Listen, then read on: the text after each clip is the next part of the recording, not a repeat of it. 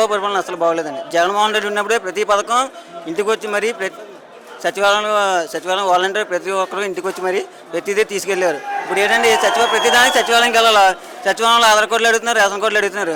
దానికి అది పట్టుకెళ్తే మళ్ళీ ఒరిజినల్ తీయండి, జిరాక్స్లు అక్కర్లేదు అంటున్నారు.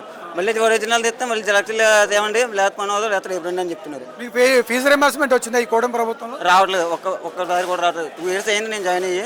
2 years సెకండ్ ఇయర్ కంప్లీట్ అవుతుంది. ఏది బీటెక్? బీటెక్. ఫీజు ఏమైనా రూపాయి కూడా పడలేదు. ఫీజు రింబర్స్ అసలు పడలేదు. జగన్మోహన్ రెడ్డి ప్రభుత్వం జగన్మోహన్ రెడ్డి ఉన్నప్పుడు నేను డిప్లొమా చేశాను. ప్రతి ఒక్క ఫీజు రియంబర్స్మెంట్ కూడా పడ్డది. పడిందా? ఇప్పుడు మీకు స్కాలర్షిప్లు కానీ అమ్మఒడి కానీ అమ్మఒడి వేసారు కదా, ఎంతమంది పిల్లలు ఉంటే అంతమందికి వేసే అమౌంట్ 15,000 అన్నారు. వేసారు కాబట్టి అందులో మళ్ళీ 3,000 తగ్గించారు కదా. ఎన్నికి తగ్గించారు? 3,000 తగ్గించారు. 3,000 అంటే క్లాస్ రూమ్లు క్లీనింగ్ అని, వాష్రూమ్స్ క్లీనింగ్ అని చెప్పారు. జగన్మోహన్ రెడ్డి ఉన్నప్పుడు కూడా అదే కదా చేశారు. కాబట్టి జగన్మోహన్ రెడ్డి 12,000 ఇస్తున్నాడు, 13,000 ఇస్తున్నాడు, ఉన్న డబ్బులు అని దోచేస్తున్నాడు అని చెప్పారు. ఏనేది జగన్మోహన్ రెడ్డి పెట్టిన పథకం కూడా అదే, వీళ్ళు పెట్టిన పథకం కూడా అదే.